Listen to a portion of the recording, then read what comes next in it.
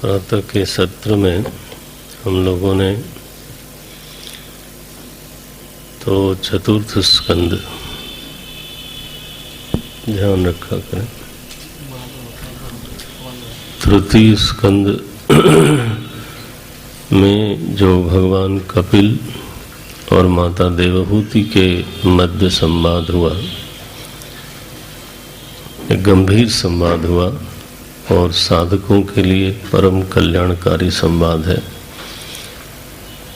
उसको हम लोगों ने थोड़ा समझने का प्रयास किया और पूरे चतुर्थ स्कंद पर संक्षेप में एक दृष्टि डाली गई।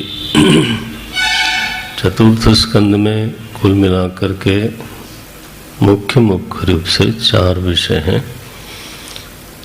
पहले तो 7 अध्यायों में प्रवृत्ति और निवृत्ति के सिद्धांत को समझाने के लिए शिवजी और दक्ष प्रजापति, शिवजी और दक्ष प्रजापति के बीच में एक घटना घटती है जिसमें प्रजापति दक्ष भगवान शंकर से विरोध करते हैं। उसका परिणाम क्या हुआ, आपस में किस तरह का संवाद है। प्रवृत्ति का पर्यवसान निवृत्ति में होता है, निवृत्ति का पर्यवसान प्रवृत्ति में नहीं होता है। आखिर तो निवृत्ति आत्मा का स्वरूप है। तो आदमी को अगर आत्मनिष्ठ होना है तो अंततः निवृत्ति निष्ठ तो उसको होना ही होता है। तो ये प्रकरण 7 अध्याय तक चला। इसके बाद ध्रुव जी का प्रकरण आता है और उस प्रकरण के बाद ध्रुव जी का जो वंश है उसका विस्तार है। उसमें उत्कल ने शासन नहीं लिया, वत्सर से उनका वंश चला।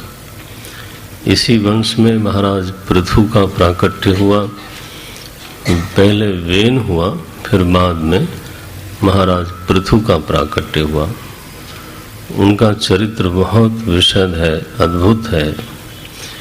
उनके जीवन में उपलब्धियां हैं। पृथ्वी को उन्होंने अपनी कन्या के रूप में स्वीकार किया और उनके धर्मनिष्ठता के कारण, उद्यमशीलता के कारण पृथ्वी ने, बल्कि सारी प्रकृति ने अपनी समस्त पोषण शक्तियों को प्रकट कर दिया। ये महाराज पृथु एक राजा के रूप में सबसे प्रशस्त माने जाते हैं। उन्होंने ही व्यवस्था पूर्वक नगरों की स्थापना की, ग्राम की स्थापना करी, पुर की स्थापना की और व्रज की स्थापना करी। ये पहले राजा हैं जिन्होंने एक व्यवस्था दी। राजा का एक धर्म इस प्रकरण में आता है, राजा ही प्रजानाम वृत्ति करह। राजा कौन है? बोले प्रजाओं को जो वृत्ति देता है। वृत्ति माने जीविका का साधन खड़ा करता है। तो राजा केवल कर वसूलने के लिए नहीं होता, समझ नहीं रहा तो समाधान। तो वो वृत्ति करह, वृत्ति माने जीविका, जीविका का साधन उपस्थित करता है, वो राजा है। राजा का दूसरा लक्षण इसी प्रकरण में आया, प्रजानाम रंजन करह। रंजयति यो स राजा, माने प्रजा आनंद मंगल में रहे, उत्सवी उसका जीवन हो जावे, समारोही उसका जीवन हो जाए, ये राजा की सफलता है। तो महाराज पृथु ने राजा शब्द को सार्थक किया। इस प्रकरण में हम लोग ने ये देखा, पृथु ने ही प्रजा को उपदेश किया।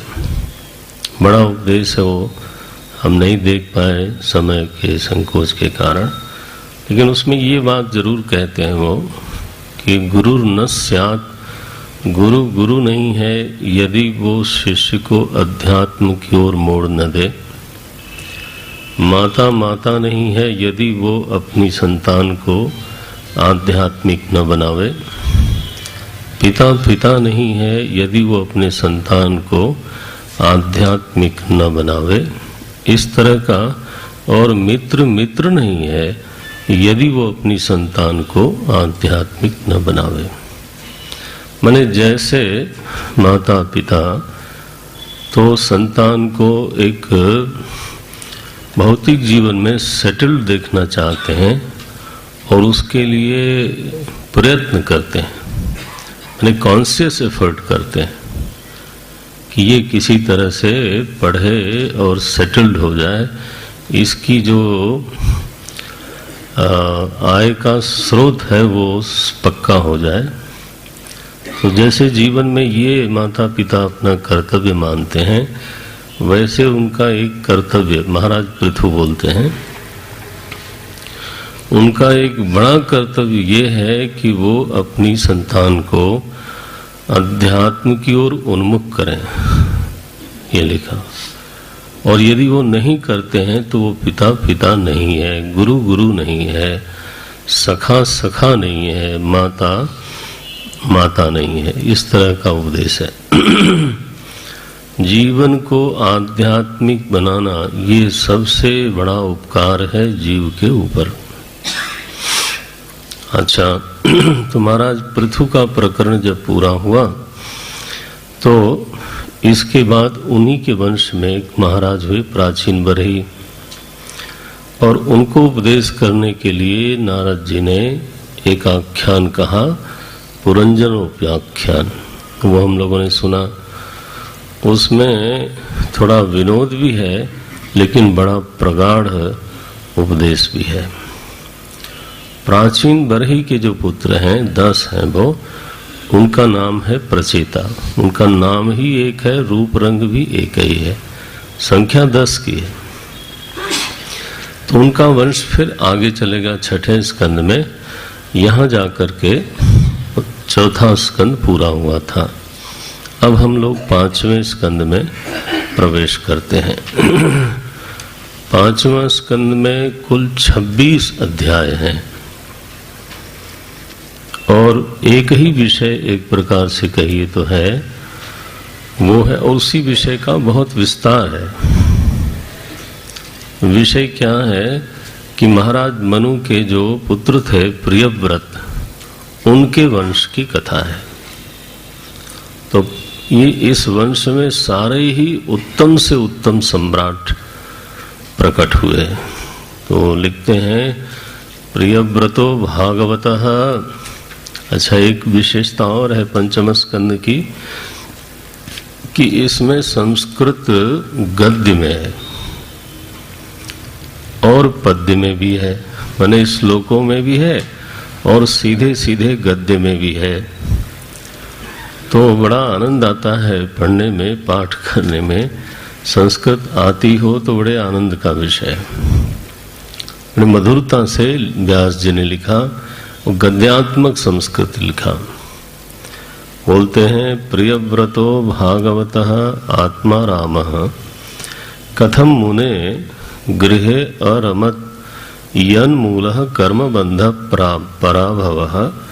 महाराज परीक्षित पूछते हैं कि महाराज प्रियव्रत जो थे तो दूसरे पुत्र मनु महाराज के, वो तो आत्माराम थे, भागवत थे, तो उन्होंने गृहस्थ आश्रम किस प्रकार स्वीकार किया और उसमें किस तरह से रममाण हुए।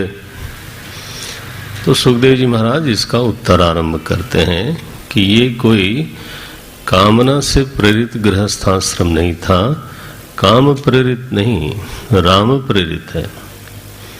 ब्रह्मा जी ने आकर के उनसे आग्रह किया कि तुम्हें गृहस्थ आश्रम में जाना चाहिए। तो उनकी आज्ञा मान करके और अपने पिता मनु महाराज की आज्ञा मान करके फिर वो सम्राट बने और बड़े कौशल से उन्होंने प्रजा का पालन किया। महताम महीतलम अनुशशास, तो बड़ा ही सुंदर शासन दिया है प्रजा को। उन्हीं के वंश में हुए आग्निद्र, वो भी बड़े अच्छे सम्राट हुए, और आग्निद्र के पुत्र हुए नाभि। नाभि के पुत्र हुए अवतार हैं ये भगवान ऋषभदेव। तो ये ऋषभदेव महाराज जो हैं वो तो अद्भुत सम्राट हुए हैं। लिखा कि उन्होंने ही तस्य हवा इत्थम वर्ष्मणा वरीयसा बृहत् श्लोकेन चौजसा बलेन श्रिया यशसा वीर्य शौर्याभ्याम च पिता ऋषभः इति इदं नाम चकार। ऋषभ माने वैसे ही श्रेष्ठ होता है, जैसे आप अर्जुन के लिए सुनते होंगे भरतर्षभ, है ना शब्द। तो बोले बचपन से ही चूंकि ये शौर्य में, वीर्य में, बल में, श्री में सबसे श्रेष्ठ थे, इसलिए पिता ने कहा इनका नाम ही यही होना चाहिए, तो नाम रख दिया ऋषभ। उन्होंने महाराज इस धरती का शासन किया। ये तो भगवान के साक्षात अंशावतार हैं।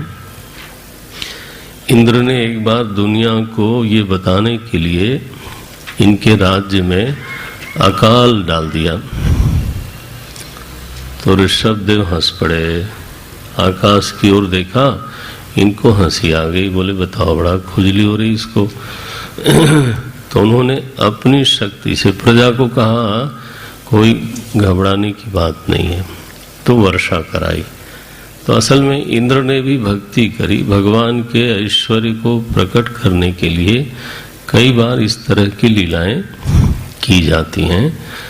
ऋषभदेव ने जब शासन पूरा हुआ तो अंतिम समय में हाँ ये पृथु मेरे से गलती हुई, महाराज पृथु का नहीं ऋषभदेव का ये उपदेश है। गुरु न स्यात्, 18वां श्लोक है, मैं पढ़ाई देता हूँ। 5th अध्याय का 18वां श्लोक है। माने ये बहुत बड़ी जिम्मेदारी हर मनुष्य के प्रति है कि वो अपने जिसका वो हित चाहता है, यदि वो माता है, पिता है, सखा है, गुरु है, अगर वो सच में हितैषी है तो उसको प्रजा को आध्यात्मिक बनाना उसके लिए फर्ज है, उसका कर्तव्य है। 18वां श्लोक मिला होगा आपको।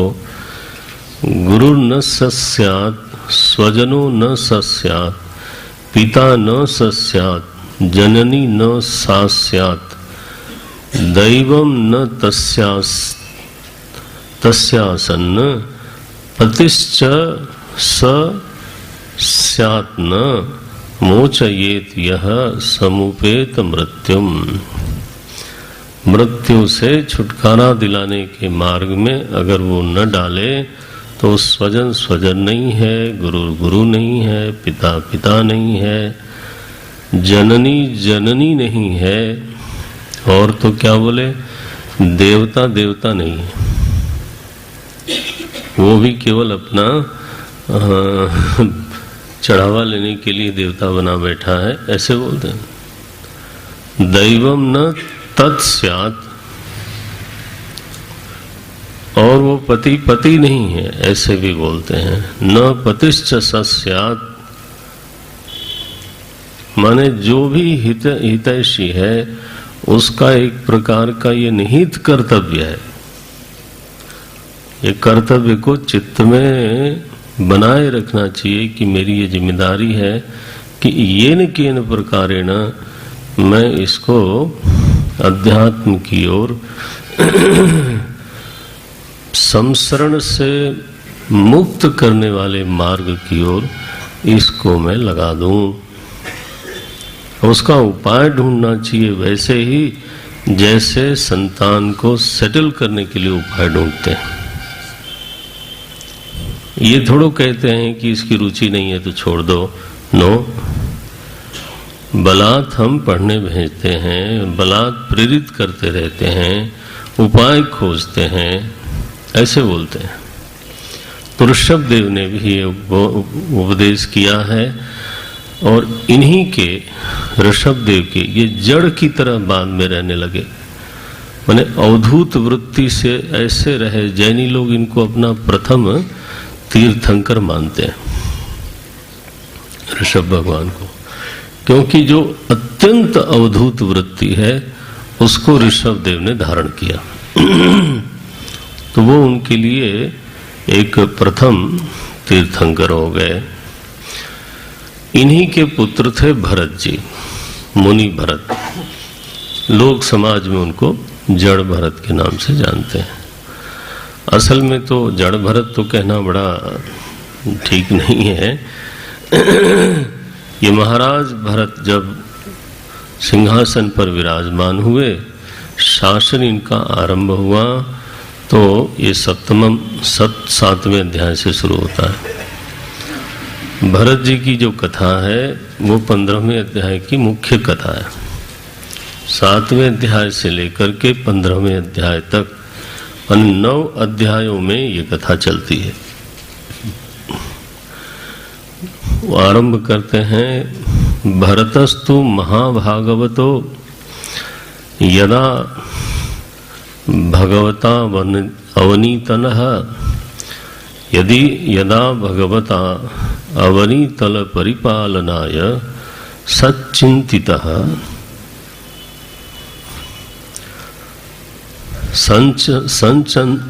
संचिंतितः अनुशासनपरः पंचजनीं विश्वरूप दुहितरम उपेयेमे। इनकी पत्नी का नाम है पंचजनी। भरतस्तु महाभागवतः, और ये भागवत तो क्या है, महाभागवत है, भगवान के हो चुके। भगवत अवनीतल परिपालनाय संचिंतितः अनुशासन परः पंचजनीं विश्वरूप दुहितरम उपेयेमे। तो विवाह हुआ और इन्होंने ऐसा सुशासन दिया प्रजा को कि जो पहले आर्यावर्त के नाम से देश जाना जाता था उसका नाम पड़ा भारतवर्ष। पहले जिसका नाम अजनाभ वर्ष था, ऐसा बोलते हैं भागवत जी में, हमारे देश का नाम पुराण में था अजनाभ वर्ष, उसका नाम पड़ गया भारतवर्ष। वर्ष शब्द इसी 5वें स्कंद के अंत के श्लोकों में, तो द्वीप खंड वर्ष ये व्यवस्था बनाई गई। आप जब संकल्प आप बोलते हैं, ब्राह्मण लोग बोलते हैं, सुना होगा, जम्बूद्वीपे, पहले द्वीप की बात आती है। नवद्वीपा वसुंधरा, सप्तद्वीपा वसुंधरा, तो पहले द्वीप की बात आती है, फिर द्वीप में खंड होता है। तो आप कैसे सुनते हो, जम्बूद्वीपे भरतखंडे, फिर भारतवर्षे, भारतवर्षे तत्रापि उत्तराखंड प्रदेशे तत्रापि देहरादून नगरे तत्रापि चिन्मय मिशन आश्रमे। क्यों भाई, एवं ना, क्या बोलते हैं, चिन्मय गंगा नामना प्रदेशे नामाश्रमे इदम कर्म भागवत सप्ताह नाम ज्ञान यज्ञम कर्म करिष्ये एवं संकल्पो भवति।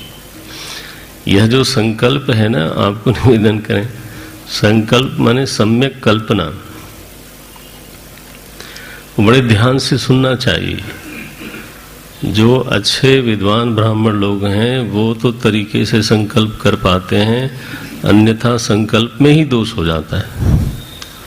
और संकल्प में दोष हो गया तो कर्म में तो दोष, तो फिर हाँ, वो तो आगे सारी बात गड़बड़ हो जाती है। संकल्प में देश का निर्णय, काल का निर्णय, महाविष्णु प्रवर्तमानस्य कालस्य। फिर आप बोलते हो द्वितीय प्रहरार्धे, काल कहाँ से शुरू होता है? संवत्सर पे आएंगे, अमुक नाम संवत्सरे, फिर अमुक मास से महीने पर आए, फिर अमुक पक्षे, कृष्ण पक्षे अथवा शुक्ल पक्षे, फिर अमुक तिथौ, तिथि पे आए, फिर ग्रह जोग लग्न, ये सब का वर्णन करके माने काल को बिल्कुल स्पेसिफाई कर देते हैं कि इस समय हम ये काम करने जा रहे हैं। देश को निश्चित करते हैं, काल को निश्चित करते हैं, कर्ता को निश्चित करते हैं। तो अमुक गोत्रोत्पन्नो हम, आपका ध्यान गया हो न गया हो, देखो ये क्या बताता है? देश निश्चित होना चाहिए, काल निश्चित होना चाहिए, कौन कर रहा है वो भी निश्चित होना चाहिए। अमुक गोत्रोत्पन्नो हम, अमुक नामा हम, ये मेरा ये नाम है, मैं अमुक गोत्र में उत्पन्न हुआ हूं। तो किस लिए करने जा रहे हो? तो प्रयोजन का उल्लेख होता है। प्राय तो समेट के ऐसा प्रयोजन बनाते हैं कि कुछ छूट न जाए, हैं? चतुर्पुरुषार्थ सिद्ध्यर्थम, राम राम। अब उसमें क्या बचा? एक छोटा सा हवन करेंगे, चारों पुरुषार्थ चाहिए फल में। ऐसे नहीं होता है। वैसे प्रयोजन मन में साफ होना चाहिए। फिर बोलते हैं इस प्रयोजन की सिद्धि के लिए मैं ये काम करने जा रहा हूं, इदम कर्म अहम करिष्ये। फिर संकल्प छोड़ते हैं। ये संकल्प माने देश, काल, कर्ता, प्रयोजन और कर्म बना। ये 5 चीजों का ठीक ठीक से निश्चय करके उल्लेख करना प्रभु के सामने, इसको बोलते हैं संकल्प, सम्यक कल्पना, कर्म की सम्यक योजना। अब इसको लोग जो मैनेजमेंट की भाषा में बोलते हैं, लाखों रुपया ले लेते हैं। वो कोई चोपड़ा है बोलता है, क्या नाम है उसका, ऐसे ही तो बोलता है। अब देखो ना, इसमें आपको everything is has to be specified. और फिर अब अगर आप इसी को बनाओ उस भाषा में तो बड़ा आनंदम मंगलम हो जाएगा, लोग बड़ा चमत्कृत हो जाएंगे। तो अपनी चीज को थोड़ी नई पैकिंग चाहिए शायद, इस नहीं, जरूरत नहीं है, आपको खुद ही समझदार होने की जरूरत है। नारायण। तो यहाँ ये स्थिति बनी कि ये देश था अजनाभ वर्ष, ये वर्ष के ऊपर बात चली, तो वो वर्ष का नाम बदल गया महाराज भरत की वजह से, तो भारतवर्ष नाम पड़ा इसका। ऐसे प्रसिद्ध सम्राट हुए। लेकिन जब सारी उपलब्धियां इनकी हो गई जगत की, जहां तक पहुंचा जा सकता था पहुंच गए, तो उन्होंने कहा कि बस जगत में मेरी जो भूमिका थी मैंने पूरी कर ली। अब मेरे प्रति जो मेरा कर्तव्य है, जिसके लिए मुझे ये शरीर मिला था, वो लक्ष्य अभी मेरा बाकी है। तो बस निकले। इन्हीं बातों को देख करके ऋषभदेव भी निकले, आग्नेयद्र भी निकले, नाभि भी निकले, ध्रुव भी निकले, पृथु भी निकले। इन्हीं बातों को देख करके तुलसी बाबा ने लिखा, चौथे पन नृप कानन जाई। हाँ, माने हमारी जो प्राथमिकता है ना जीवन की संध्या में, वो वही नहीं होनी चाहिए जो जीवन के प्रथम चरण में होती है अथवा मध्य चरण में होती है। आफ्टर ऑल प्राथमिकताओं में विवेक पूर्वक परिवर्तन भी तो करना चाहिए। आखिर विवेक की ये मांग है, और वही की वही बातें, वही की वही बातें तो ये तो महाराज पृथु भी कर सकते थे और महाराज भरत भी कर ही सकते थे, लेकिन नहीं किया। अब क्या हुआ, एकदा तु महानद्याम कृताभिषेक नैयमिक आवश्यको, ये 8वां अध्याय का आरंभ है। नैयमिक आवश्यको ब्रह्माक्षरम अभिगृणानः मुहूर्तत्रयम् उदकान्ते उपविवेश। तो जब उन्होंने एकांतवास किया तो एकांत के लिए चले गए गंडकी नदी के किनारे, आजकल ये नेपाल में बहती हैं। वहां जा करके जंगल में अरण्य निवास करते हैं, आरण्यक जीवन जीते हैं। लिखा है प्रातः काल के आवश्यक नियम संपन्न करके नदी में ही खड़े होकर के ब्रह्माक्षरम अभिगृणान, माने प्रणव का, ओम का जप करते हैं। ऐसा कर रहे थे। उसी समय तत्र तदा राजन हरिणीं पिपासया जलाशयाभ्यासम एक एव उपजगाम तया पेपीयमानम उदके, वो पी रही थी, गर्भिणी थी, हरिणी जो है वो जल पी रही थी। पेपीयमानम उदके तावदेव अविदूरेण, उससे ज्यादा दूर नहीं, थोड़ी ही दूर पर एक सिंह, अविदूरेण नदतो मृगपते है उन्नादो लोक भयंकर उदपतत।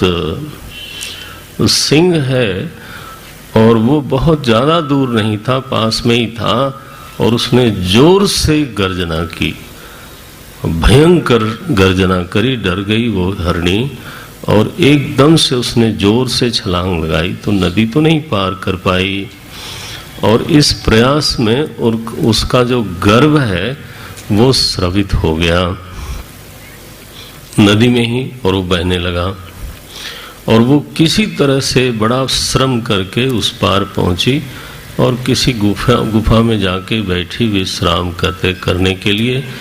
इसके बाद वो तो एक तरह से लुप्त हो गई या कहिए मर गई, और वो बहने लगा नदी में, जो मृग शावक है छोटा सा। तो अब लागी दया, कोमल चित्त संता, ये तो होना ही चाहिए था। आप ये न सीख लेना कि मैं किसी की मदद नहीं करूंगा क्योंकि भरत जी फंस गए थे मदद करके। ये कृपा करो जरा भैया, थोड़ा तेज कर ले। बोले तो मदद तो होनी ही चाहिए थी। मदद करना, दया करना, करुणा करना, चित्त का पिघल जाना, पर दुख का तरता, ये तो सद्गुण माना जाता है। ये ना होवे तो आदमी किस बात का। तो दया तो बहुत अच्छी बात है, लेकिन आसक्ति जो हुई ना, वहां पर गलती हुई। आसक्ति माने क्या होता है, अपने सुख के लिए किसी के ऊपर पराधीन हो जाना। उसने पराधीन किया सो नहीं, मैं धीरे धीरे धीरे धीरे ऐसा मेरे भीतर ये निश्चय होता गया कि इसके बिना मैं नहीं रह सकता, इसके बिना मैं सुखी नहीं रह सकता कम से कम। तो जब आसक्ति में तो वैसे मूल तत्व प्रीति है, तो प्रीति तो अच्छी चीज है, लेकिन आसक्ति में प्रीति के अलावा एक चीज होती है, उसको बोलते हैं पराधीनता। आप विचार करना इस पर। प्रीति ऐसी मिश्रित ये भावना है कि अच्छी भी है और उसका दूसरा जो अंश है वो गड़बड़ है, पराधीन बनाती है वो। तो I become more and more and more dependent to it, और चूंकि मेरी सत्ता ही उसी पर टिक गई एक तरह से, तो आई बिकम वेरी पजेसिव। देखो, प्रीति में पजेसिव होना जरूरी नहीं, लेकिन आसक्ति में, ओम नारायण, आसक्ति में तो जिस चीज को लेके मैं आसक्त हूं उसको कोई छू भी दे, हरिओम महाराज, छोटी छोटी चीजों को लेके झगड़ा हो जाता है। और अगर व्यक्ति में आसक्ति हो जाए तो उसकी ओर तो कोई देख भी ले, राम राम या वो किसी के साथ दिख जाए, लो। और देखो ना, ये सब जो है परंपरा चली, तो आसक्ति में अनर्थ परंपरा का प्रसव होता है। फिर आसक्ति का, जैसे मैंने निवेदन किया, आसक्ति का मूल तत्व तो प्रीति है। आसक्ति माने आप किसी को चाहते हो, चाहना ही प्रेम होता है। ये प्रेम की बड़ी बड़ी गाथाएं गाई जाती हैं, कई बार विचार नहीं होता कि प्रेम माने क्या। किसी को चाहना ही उससे प्रेम है, और चाहना बंद कर दिया तो किस बात का प्रेम है? यही तो है। अच्छा, वो जीवित को ही आप चाहते हैं, सो नहीं। चाहने का हेतु क्या है? थोड़ा बास बढ़ा। चाहने का हेतु क्या? सुख हेतुत्वम। बास बेटा बढ़ाओ जरा, और आवाज कम करो।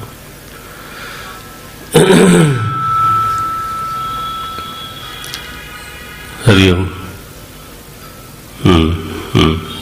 थोड़ा और थोड़ा ही। हरिओम। थोड़ा इको लगाओ जरा, अभी ठीक है? ठीक है, हाँ।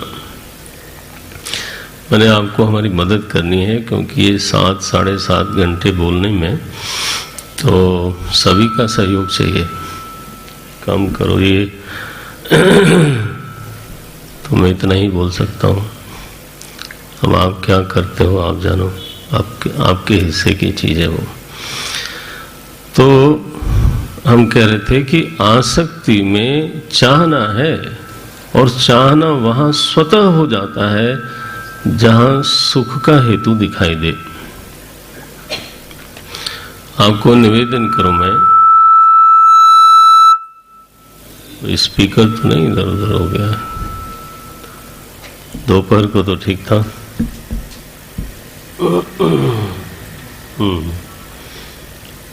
उसको भी थोड़ा उधर करना पड़ेगा।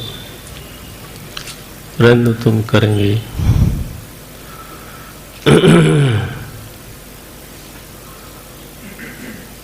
यत्र सुख हेतुत्वम तत्र रुचिर जायते। जो सुख का हेतु बनता है वहां हमारी रुचि जाती है। Simple as that. तो अगर हम चाहते हैं कि हमसे कोई प्रेम करे, और सभी लोग चाहते हैं कि I should be loved one, यही तो व्यथा है लोगों की कि मुझे कोई चाहता ही नहीं, यही तो बोलते हैं। नहीं चाहता है उसका मालूम है हेतु क्या है? ये तो मैं अपनी एक तरह से बेइज्जती कर रहा हूं। यदि मैं दूसरे के सुख का हेतु बनता हूं तो वो मुझे चाहे बिना रह नहीं सकता। ये बिल्कुल नियम है। अरे धन आपको पहचानता भी नहीं है, लेकिन आप चाहते हो। क्यों चाहते हो? क्यों चाहते हो? सुख का हेतु है। घर आपको पहचानता भी नहीं है, लेकिन आप उसको चाहते हो। क्यों चाहते हो? सुख का हेतु है। मैं रोज किसी के दुख का हेतु बनूं और जबरदस्ती करूं कि तुम मुझे चाहो, ये बेवकूफी के अलावा क्या है? मेरी वाणी, मेरा आचरण, मेरी चेष्टा ऐसी होवे जो दूसरे को दुखी करे, ठीक। और हमारी इच्छा क्या है? इच्छा ये है कि लोग मुझे चाहें। अब ठीक है, आप ही बुद्धिमान शिरोमणि हो तो फिर अब क्या कहा जाए। हमारा प्रयास यदि ये होता है कि कोई मेरे सुख का हेतु है, तो वो बस उसको चाहे बिना रह नहीं सकता। एक बात तो आप नियम रख लो, नोट कर लो, दुख के हेतु के प्रति कभी प्रेम नहीं होता, चाहे वो कितना भी सुंदर हो, कितना भी सुंदर घर हो, अगर वो दुख देने लग जाए तो आप बेचते हो महाराज। कोई कह दे इसमें वास्तु दोष है, कोई कह दे कि ये घर का जो ग्रह नक्षत्र है इस तरह का है कि आपको तकलीफ देता है, आप चाहे महाराज कितना पुश्तैनी घर हो और बड़े शौक से आपने बनाया हो, आग जैसा लगता है फिर वो। तो आप दुख का हेतु बन करके किसी के साथ जबरदस्ती नहीं कह सकते कि तुम मुझे चाहो। इसको बोलते हैं प्रेम। चाहो माने प्रेम करो। तो प्रेम बड़ी चीज है, प्रीति तो चाहिए, लेकिन प्रीति में जब पराधीनता का मिश्रण होता है तो उसका नाम होता है आसक्ति। I become dependent. कंट्रीब्यूट करने की बजाय, है ना, उसका भला करने की बजाय तो मैं उसी पर मानसिक रूप से आश्रित होने लगता हूं, बस फिर तो कष्टम वर्तते। तो हमारे भरत जी के साथ ये समस्या हुई। दया तक तो बहुत अच्छा था, उन्होंने उठा लिया उसको। राजर्षिर भरत आदाय मृत मातरम। हाँ, वो शावक कैसा है, उसकी मां नहीं रही। मृत मातरम इति आश्रम पदम अनयत। राजर्षि शब्द लिखा, राजा होने पर भी ऋषि हैं, तो वो उसको आश्रम लेके आते हैं और धीरे धीरे उसका लालन पालन।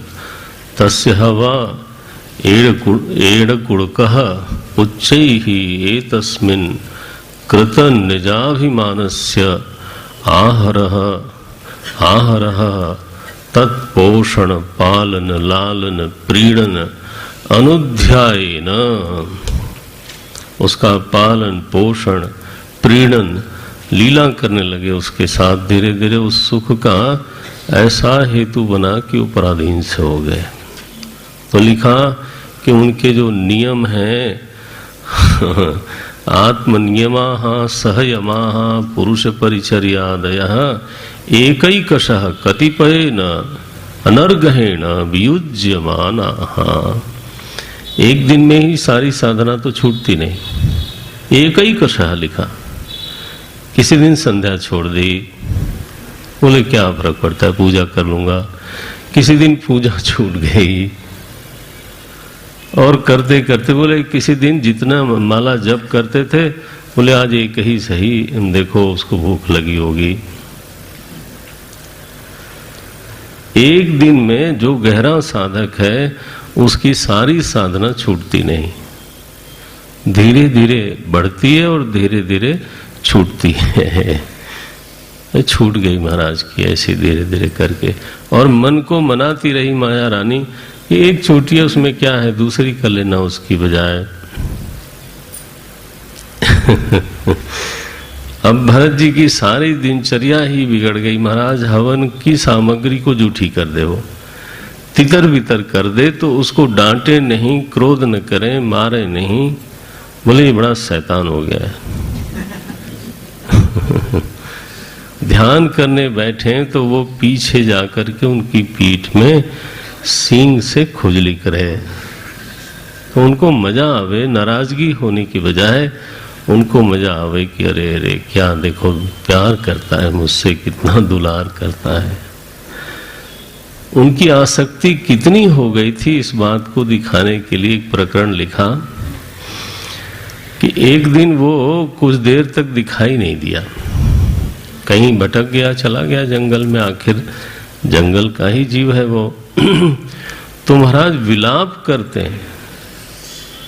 तो भरत जी के प्रकरण में एक बात ध्यान में आती है कि कई बार आदमी बड़ी से बड़ी चीजों का त्याग किया हुआ हो, तब भी वो इस भ्रम में न रहे कि फिर अब वो छोटी चीज में आसक्त नहीं होगा। हमने अपने साधक मंडली में कई बार अपने मिशन में लोग कई बार ना पूरी तरह से सेवा में आ जाते हैं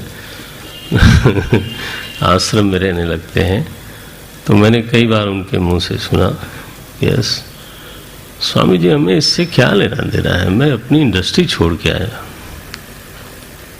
अब मैं क्या इतनी छोटी चीज में फंस जाऊंगा। तो मैं सोचता हूँ ये अबूझ हैं शायद, इन्होंने महाराज भरत की कथा नहीं सुनी। उन्होंने इतना बड़ा राज्य छोड़ा था जनाब, चक्रवर्ती सम्राट थे, सारा विलास ऐश्वर्य छोड़ा था जी, और यहाँ आकर के तो हिरण के लिए विलाप, अपनी संतानों को छोड़ा, पुत्र पौत्रों को छोड़ा था। कई बार देखने में आता है आश्रमों में कि इतना सब घर छोड़ के आए, तो एक छोटे से पद के लिए आश्रम में कमेटी में नहीं।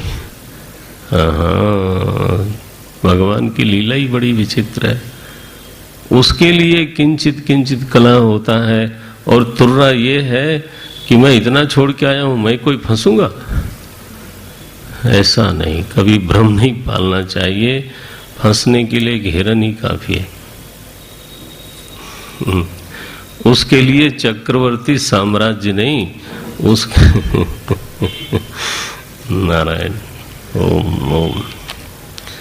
अब ऐसा हुआ तो धीरे धीरे आयु बढ़ी, भरत जी बीमार हुए, और वो हिरण का शावक जो है उनकी ओर देखता रहा, और वो भी उसकी ओर देखते रहे, और ऐसे में फिर शरीर पूरा हो गया।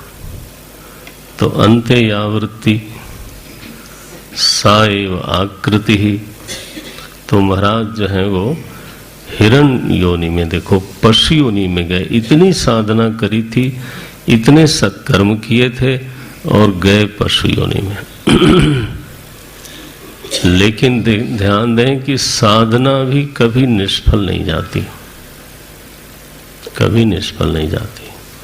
अगर कोई इस तरह की आसक्ति अपना प्रभाव छोड़ती है तो चलो छोड़ने दो, लेकिन साधना भी अपना प्रभाव कभी कभी निष्फल जाने नहीं देती।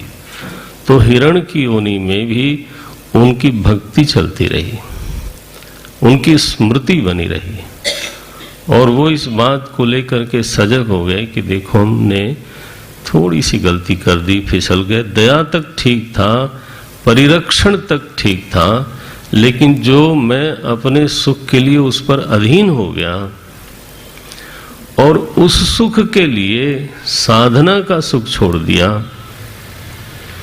नियम छोड़ दिए, सह नियम छोड़ दिए, भगवान की सपरिया माने पूजा पाठ छोड़ दिया, जबकि मालाएं धीरे धीरे कम हो गईं। देखो ध्यान का मैं जो रोज अभ्यास करता था वो छूट गया।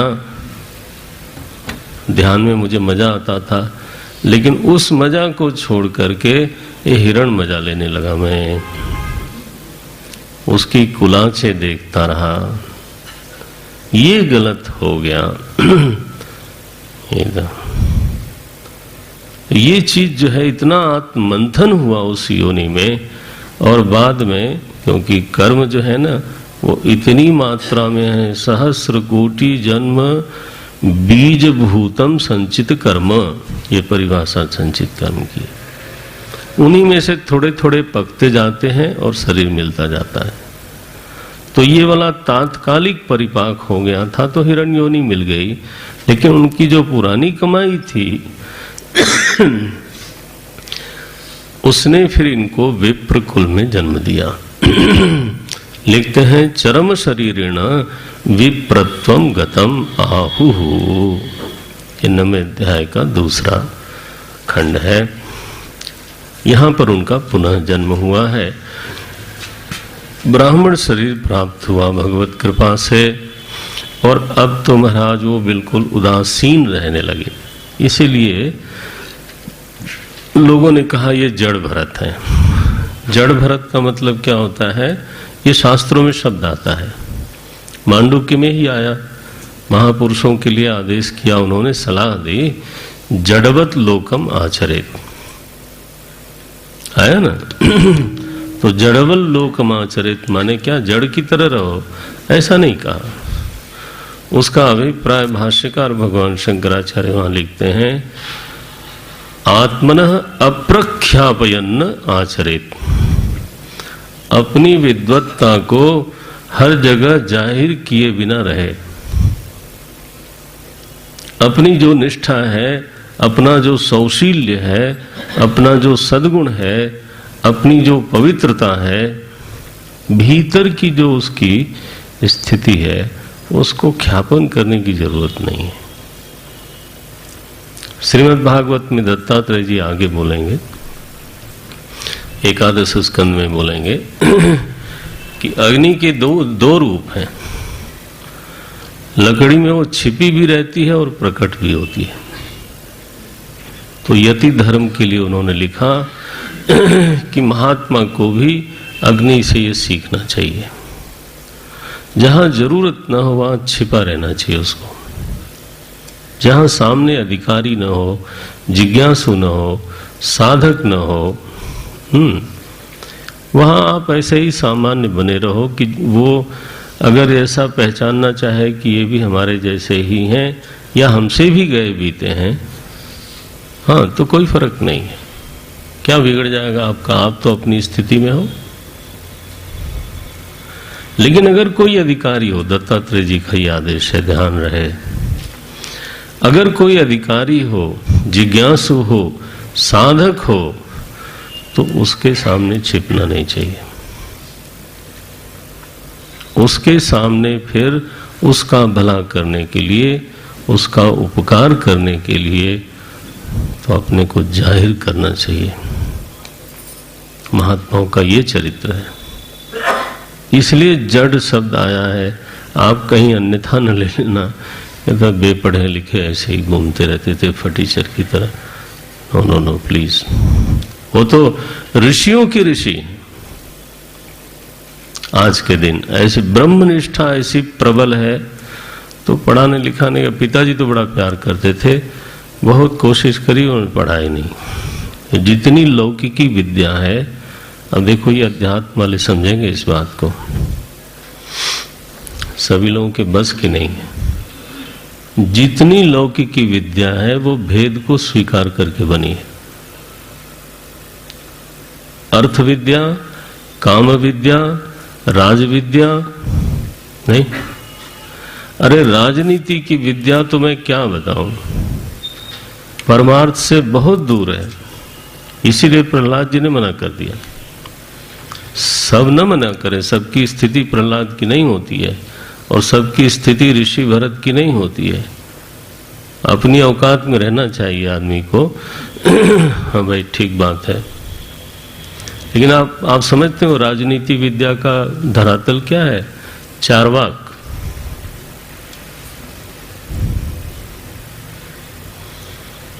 क्योंकि वो पूर्व जन्म को भी नहीं मानता। राजनीति में इस बात को लेकर के दंड का विधान नहीं होता कि पूर्व जन्म में इसने आपका अपराध किया था तो इसलिए ये आपके हाथ से मारा गया, इसलिए आपको छोड़ दिया जाता है। No no no no no, वो कहेंगे आज आपने मारा है, आप इसका दंड लो। राजनीति में दंड विधान ऐसे नहीं होता है कि चूंकि इसने पूर्व जन्म में ऐसे कर्म किए थे इसलिए ऐसा मारा गया या इसके साथ ये दुर्घटना घटी।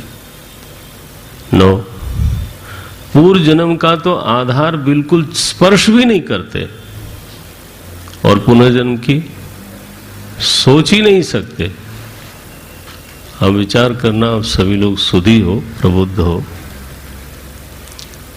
शुद्ध चार्वाक धरातल पर राजनीति शास्त्र खड़ा होता है। ये है। तो ये ऐसी स्थिति है, इसलिए ये ब्रह्मनिष्ठ महात्मा इन्होंने कहा भाई मैं मूर्खवत रहने वाला पसंद करता हूँ। पिताजी तो रहे नहीं, भाइयों ने कहा अच्छा एक आदमी मिला है काम काज का, तो उनको चरवाहा बना दिया उन्होंने। कभी खेत में लगा देते थे, कभी पशुओं में लगा देते थे, वो लगे रहते थे। एक बार वो पशु चारण कर रहे थे और इस बीच में डाकुओं ने इनको पकड़ लिया। क्या था कि उनकी इच्छा थी कि एक मनुष्य की बलि दी जाए दुर्गा जी को प्रसन्न करने के लिए। काली भगवती चंडिका को बलि देनी है। वो खोज रहे थे, कोई मनुष्य देखा तो ये तो बिल्कुल स्वस्थ हैं, बेफिक्री का आटा खाते हैं। ये महात्मा लोग महाराज कई बार ठीक ही ठाक होते हैं और डाइटिंग वाली किताब लेके टेबल पे बैठते नहीं और कैलोरी देख देख के खाते नहीं। ये गड़बड़ है। आखिर तो होते हैं बेपढ़े बेचारे महात्मा। मुझे एक बार किसी ने कहा महात्मा होकर के पढ़े लिखे जैसी बात करते हो। मैंने कहा भाई गलती हो गई, मैं क्या बोलूं अब। अब आप बताओ, इस देश की सर्वश्रेष्ठ जो ग्रंथ हैं वो महात्माओं ने लिखे, जिन पर ये फुटकर ये लोग पीएचडी करते हैं और उम्मीद ये बांधे हैं कि हाँ, महात्माओं के पढ़े लिखे जैसी बात करते हैं। ये मजेदार बात है। तो ये महाराज निश्चिंतता उनके हृदय में थी, तो स्वस्थ थे। उनको बड़ा खुशी हुई कि ऐसी बलि पाकर के तो काली भगवती बिल्कुल प्रसन्न हो जाएंगी। उठा ले गए, बोले चलो, बोले चलो मुझे क्या है, चलते। और महाराज जब चले वहां उनको बड़ा अच्छा स्नान कराया गया और सुस्वादु भोजन दिया गया। बोले अरे यार कुछ खास बात है, आज तो तिलक पिलक लगा दिया गया। ये मारने के पहले ऐसे भी करते हैं लोग भैया, तो तिलक लगाते समय ध्यान रखना कहीं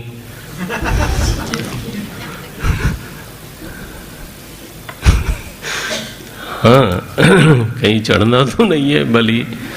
तो राम राम। जब उनको लिटा दिया और जैसे ही तलवार उठाई डाकुओं के सरदार ने, तो बस महाराज ब्रह्मनिष्ठ का अपमान काली भगवती बर्दाश्त नहीं कर पाई। लिखा है 11वें अध्याय का ये 17वां है, सहसा उच्च चाट सा एव देवी भद्रकाली।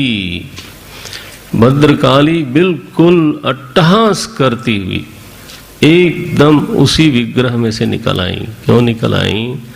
तद उपलभ्य ब्रह्म तेजसा अति दुर्विषहेण दंदह्यमानेन वपुषा सहसा उच्चचाट सा देवी महाकाली। ब्रह्मनिष्ठ का ऐसा अपमान बिल्कुल बर्दाश्त नहीं कर पाई और बस एकदम उस विग्रह से प्रकट हुई, लेकर के अपना कपाल और तलवार, और महाराज सारों को वहीं पी गई, मार मार के सारा रक्त पी गई और अट्टहास करती रही। ये होता है, भगवान न करे कि महापुरुषों के प्रति कोई हमारा अपराध बन जाए, क्योंकि ये भगवान को बहुत बुरा लगता है। निज अपराध रिसाई न काहू, लिखा। सुन सुरेश रघुनाथ सुभाव। बृहस्पति जी इंद्र को बोलते हैं, सुरेश सुनो सुनो, तुम्हें मालूम नहीं है। सुन सुरेश रघुनाथ सुभाव, निज अपराध रिसाई न काऊ। जो अपराध भगत कर करई, राम रोष पावक सो जरई। ये तो है, नाराज बहुत होते हैं। मारे गए सारे डाकू महाराज। अच्छा, फिर आगे अपना चराने लगे। एक दिन ऐसे ही चरा रहे थे पशुओं को, बैठे थे, तो राजा के कहारों ने कहा कि चलो हमारे साथ। बोले चलो भाई, क्या करना है? बोले अब ये पालकी में जुड़ जाओ। जुड़ गए। अब इनको कोई पालकी ढोने की कला तो आती नहीं थी, और ऊपर से महाराज नीचे देख के चल रहे थे, जहां चींटी आवे वहां उछल जाते थे, लंबा पग मारते थे। वो रघुगण जो है वो पालकी में बैठा, उसका सिर टकरा जाता था। एक बार हुआ, दो बार हुआ, उसने झांक के रोक के कहा, भाई कहारों ठीक से चलो, क्या हो गया है? बोले महाराज हमारी कोई गलती नहीं, नया वाला जो है ना तंग कर रहा है। तो उसको थोड़ा उन्होंने व्यंग किया पहले, क्यों भैया थक गए हो, तुम तो बड़े पतले दुबले हो, इस तरह से जरा व्यंग किया। तो चुपचाप चलते रहे, लेकिन अपनी चाल नहीं बदली। महात्मा अपनी चाल क्यों बदले? चाल नहीं बदली महाराज, वैसे ही उटपटांग। तो वो उसने फिर कहा कि अगर मैं तुमको दंड नहीं देता हूं तो फिर समझ लेना कि ये तो सारे नौकर बिगड़ जाएंगे। ये समझेंगे कि अवज्ञा करने पर भी कुछ नुकसान नहीं होता। व्यवहार बुद्धि थी उसकी रघुगण की, और उसने जो फटकार लगाई जोर से कि मैं तुमको अब दंड दूंगा, शिक्षा दूंगा।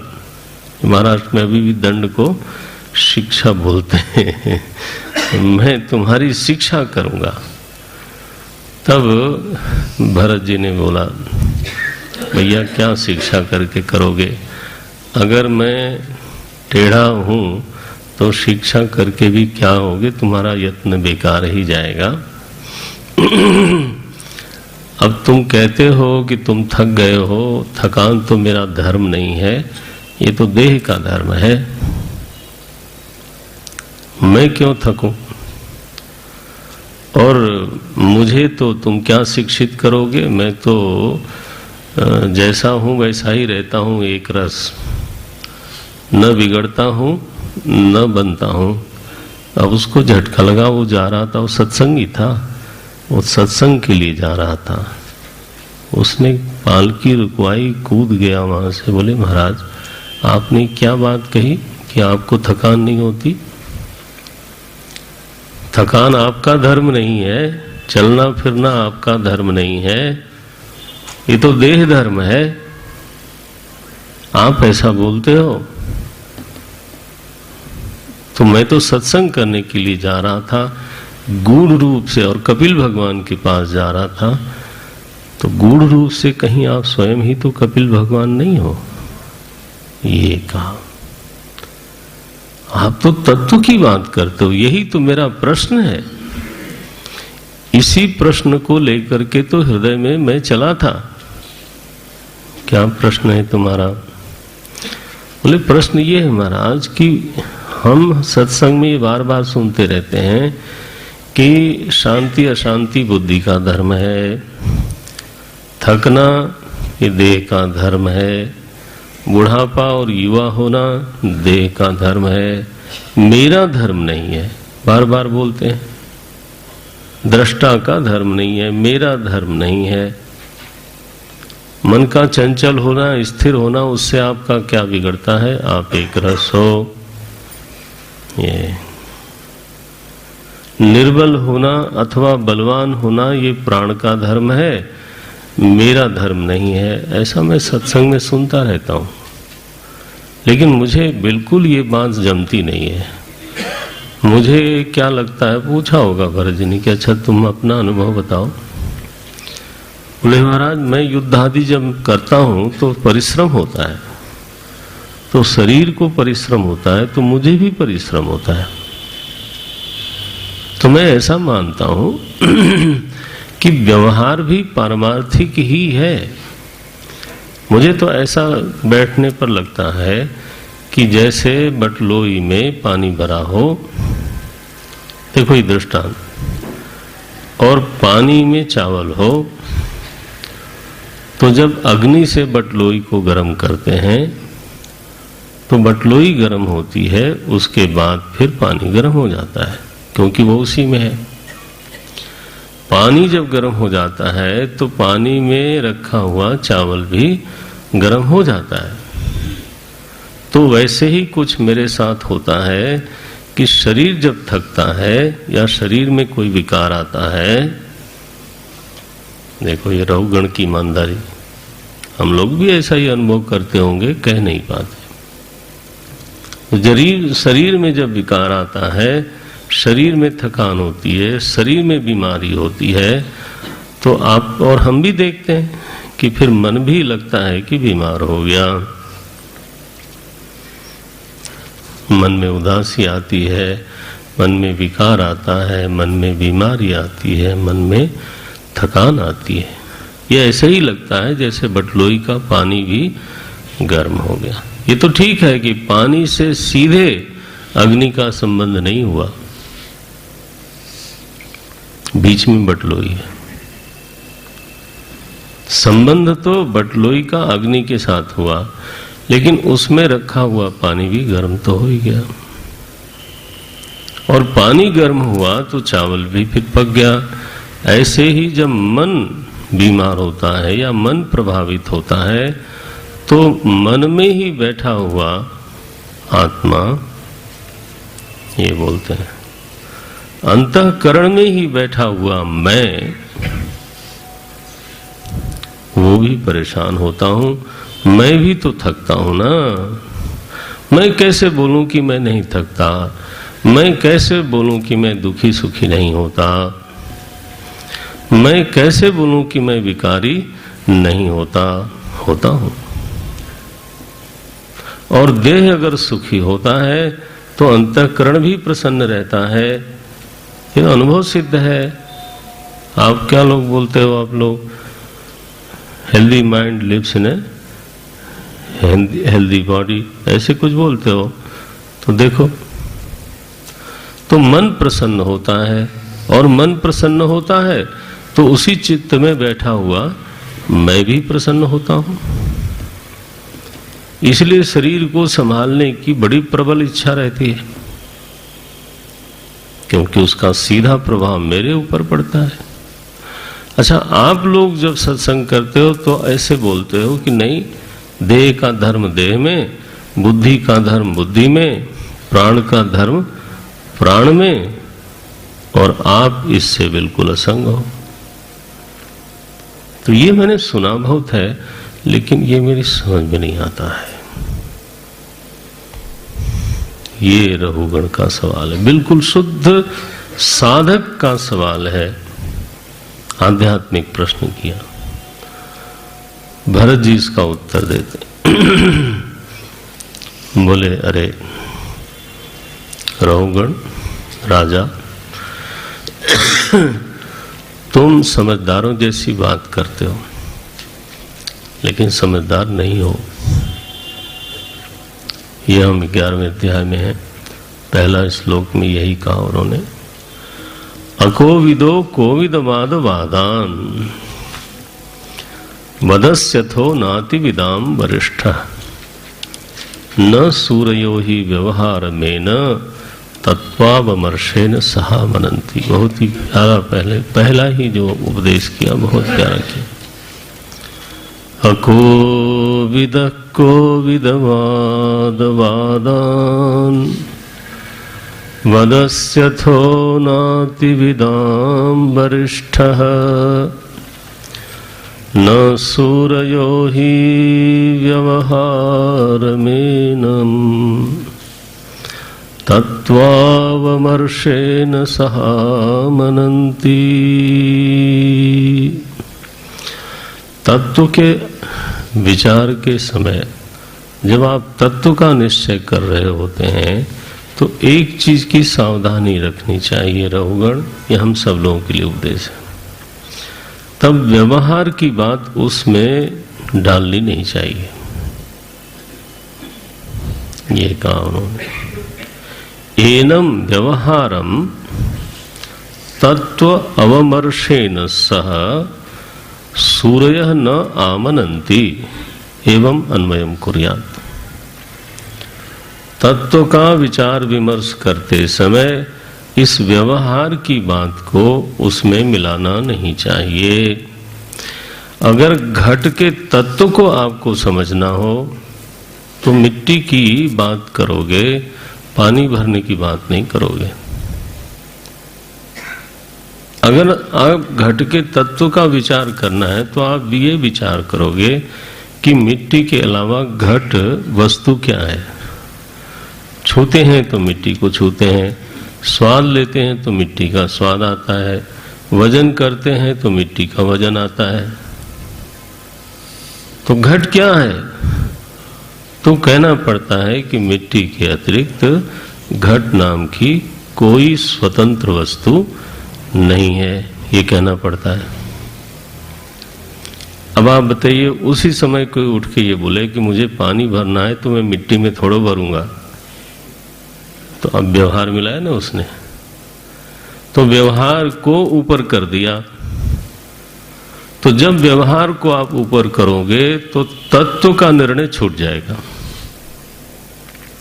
हमें कई बार लोग बोलते हैं वेदांत को व्यवहारिक होना चाहिए। अरे भैया, व्यवहार के लिए धर्म बना है, वेदांत नहीं। व्यवहार का शासक धर्मशास्त्र है। शुद्ध व्यवहार होने पर अंतःकरण निर्मल होता है, तब वेदांत महाराज का प्रवेश होता है। वेदांत व्यवहार के लिए नहीं है, व्यवहार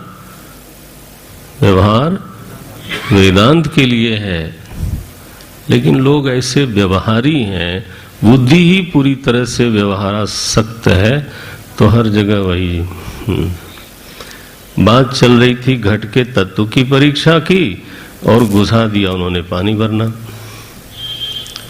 तो बात तो सही है कि मिट्टी से तो पानी नहीं भरी जाती, तो बड़ा कौन? मिट्टी की घट, निचली घट। अब तुम्हें व्यवहार ही करना हो तो घट ही बड़ा है, मिट्टी लेके क्या करोगे? सोना बड़ा कि गहना? बोले पहनना तो गहना ही है, बस ये हो जाता है। तो एनम व्यवहारम, ये पहली सावधानी तत्व के जिज्ञासुओं के लिए कही गई कि सावधान, ये मिश्रित मत करो, गड़बड़ सड़बड़ मत करो, दोनों को अलग अलग रखो। पानी भरने की विचार करना है तो इस विद्या पर विचार करो कि घट कैसे बनाया जाए कि वो ज्यादा दिन तक चले, कैसे बनाया जाए कि इतना जल उसमें आ जाए, कैसे बनाया जाए कि वो इतना बढ़िया पके, तब वो विद्या दूसरी है।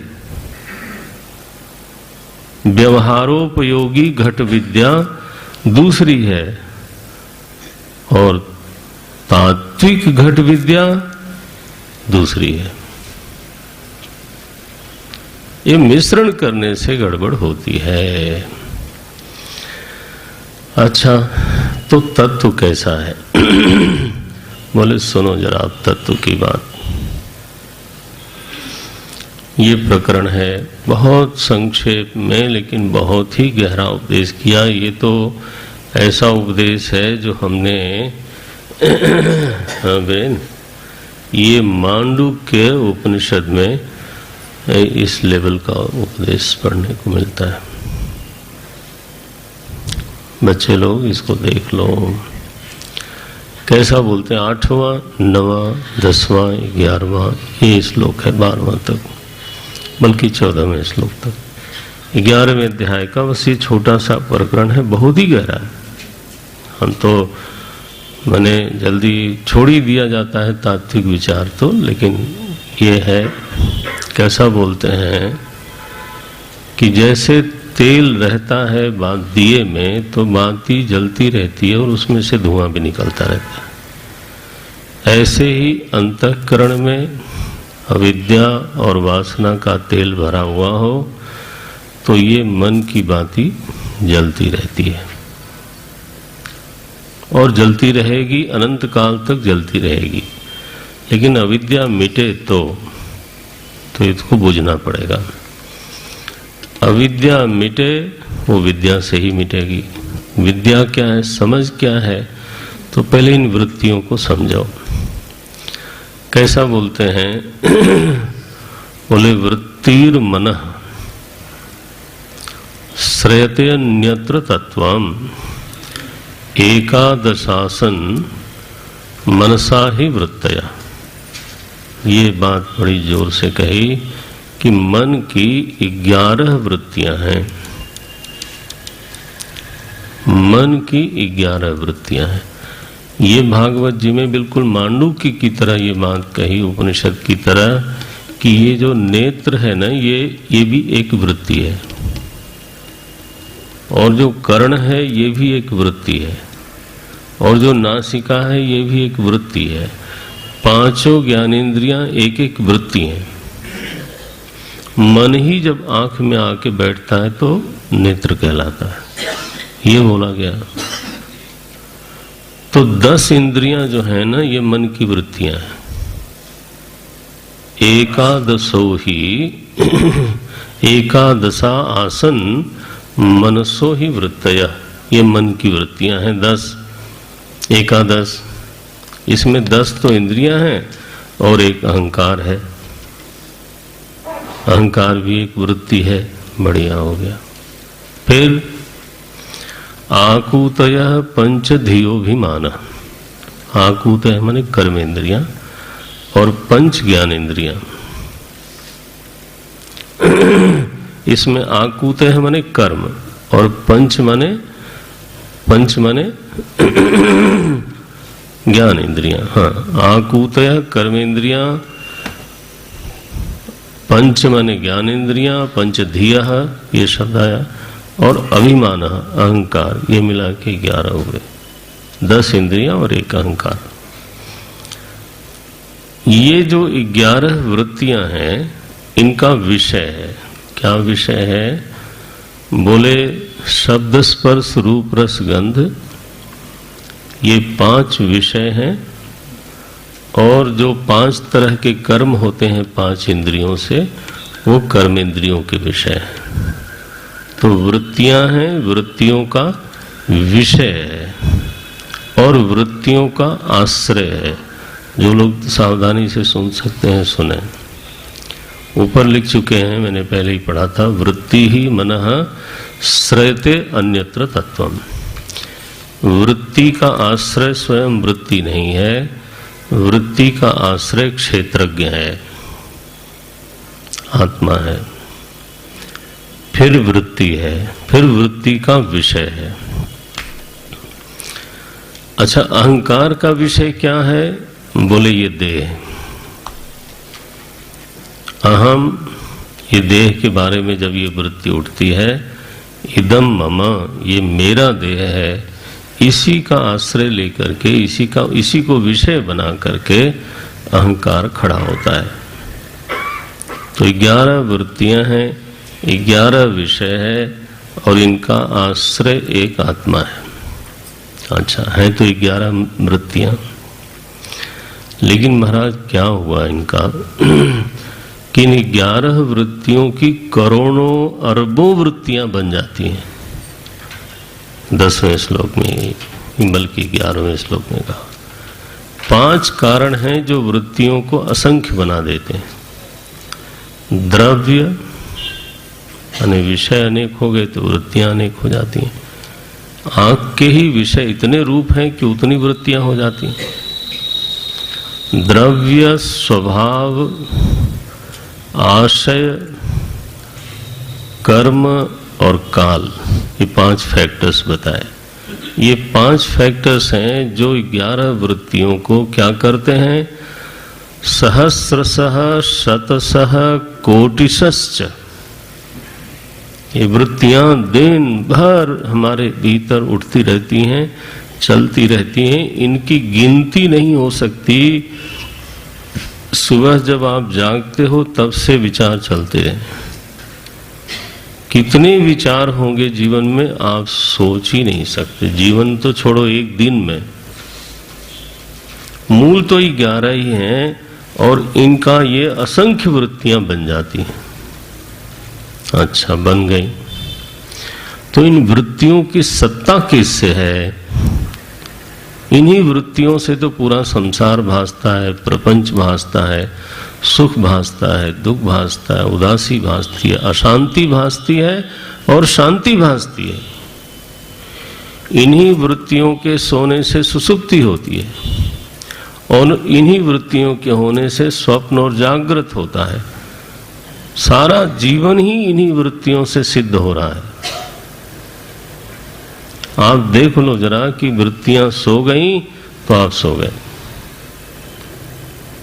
ये इतना बड़ा जो जीवन चल रहा है ना, इसका आधार क्या? बोले वृत्तियां। और वृत्तियों में असंख्यता कैसे आई? बोले ये 5 हैं: द्रव्य, स्वभाव, आशय, कर्म, काल। ये उनको बिखेरते रहते हैं। काल भी वृत्तियों को बिखेरता है, पूर्व के किए के कर्म भी वृत्तियों को बिखेरते हैं, स्वभाव भी वृत्तियों को बांटता जाता है। ये है। और विषय बाहर द्रव्य हैं वो भी नाउ। ये तो ठीक है कि वृत्तियों से ही पूरे जीवन का विस्तार मालूम पड़ता है। वृत्तियों का आधार कौन है? वृत्तियों की सत्ता कहाँ टिकी है? सुबह बैठ करके ध्यान करते समय कभी अपने से सवाल करो ये कि ये जो वृत्तियां उठ रही हैं, इनका आधार क्या है? ये किस पर टिकी हैं? इनकी सत्ता कहाँ से है? तो भागवत भगवान बोलते हैं, क्षेत्रज्ञतः, यह जो क्षेत्रज्ञ आत्मा है ना, इसी पर ये टिकी हैं, इसी से इनकी सत्ता है, वही उनका आधार है। वृत्ति, अब ये बड़ा स्ट्रोक लगाया, क्षेत्रज्ञतः न मिथो न स्वतः स्यु। 2 वृत्तियां मिलके एक दूसरे को सिद्ध नहीं करती और अकेले खुद को भी सिद्ध नहीं कर पाती। माने वृत्ति न स्वतः सिद्ध है, न वृत्ति दूसरे से सिद्ध है। हाँ, ऐसी दशा है। ये तो आत्मा पर टिक के सत्ता ग्रहण करती हैं। अधिष्ठान तो आत्मा है, फिर वृत्तियां क्या हैं? बोले वृत्तियां बिना हुए ही प्रतीत होती हैं। देखो भला, वृत्तियां अर्थ शून्य होने पर भी, क्योंकि स्वतः तो है नहीं, और मिथो माने एक दूसरे को मिलके भी नहीं है, तो अर्थ शून्य होने पर भी, सत्ता शून्य होने पर भी केवल प्रतीत हो रही हैं। जो वस्तु है वो चिन्ह मात्र आत्मा है। रहुगण, ये परमार्थ है। जरा इस तक पहुंचने का प्रयास करो। तुम वृत्ति के विषय में ज्यादा उलझते हो, वृत्ति के आश्रय की ओर ध्यान नहीं देते। क्षेत्रज्ञ एता मनसो विभूति। परमार्थ तो ये है, और यहां तक तुमको पहुंचने की जरूरत है। जब तक अधिष्ठान सत्य को नहीं पहचानोगे, तब तक दूसरी ही चीजें सत्य सत्य मालूम पड़ती रहेंगी। बोले महाराज, आप कह रहे थे कि देह ही पृथ्वी पर सवार है, ढेला ही ढेले पर सवार है, कौन राजा कौन प्रजा। ये बात भी मुझे समझ में नहीं आई। बोले अच्छा बताओ, मेरा जो ये शरीर है वो धरती का विकार है कि नहीं? बोले है।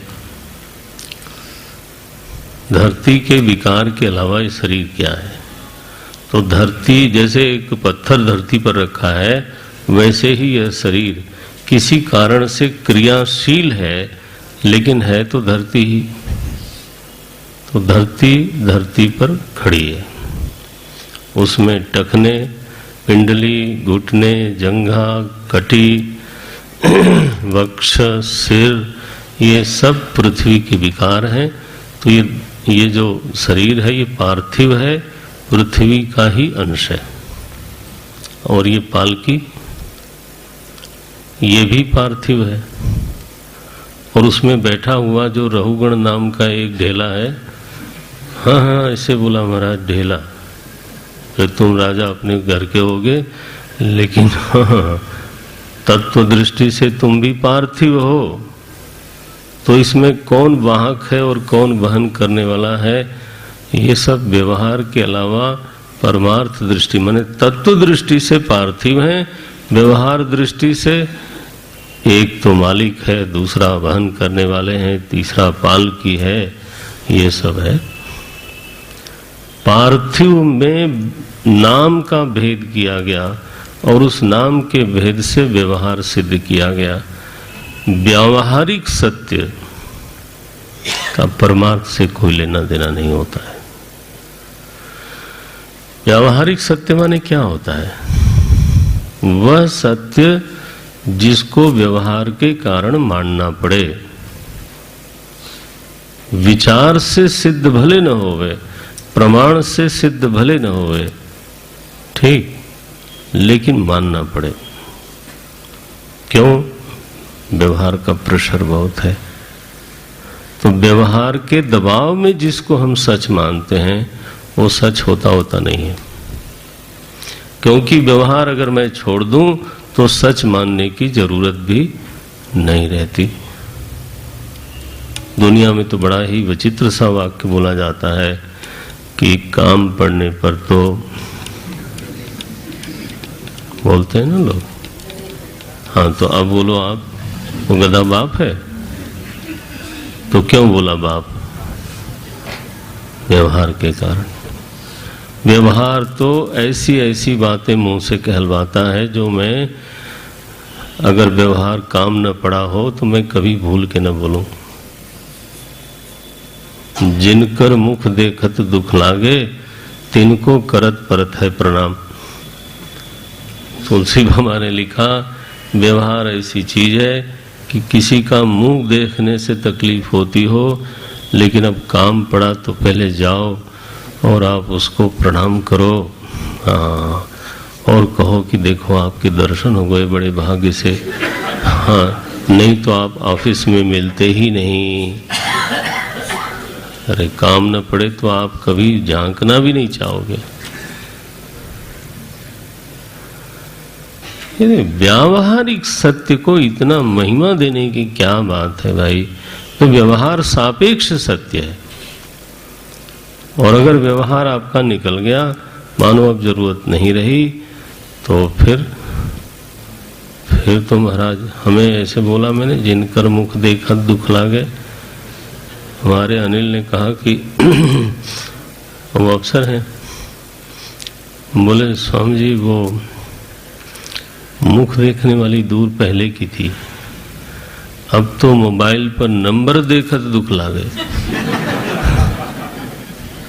बोले वो मंत्री जी का फोन आता है, जैसे ही नंबर आता है तकलीफ हो जाती है कि अब इस दुष्ट से बात करनी पड़ेगी और पता नहीं क्या क्या बोलेगा ये और क्या क्या आदेश देगा, तो मेरी देखो। लेकिन जब बात करेंगे तो थोड़ा बोलेंगे दुष्ट, प्रमाण सिद्ध तो वही है कि दुष्ट है, विचार सिद्ध वही है, लेकिन व्यवहार में तो ये कहेंगे सर सर। अरे भैया सर,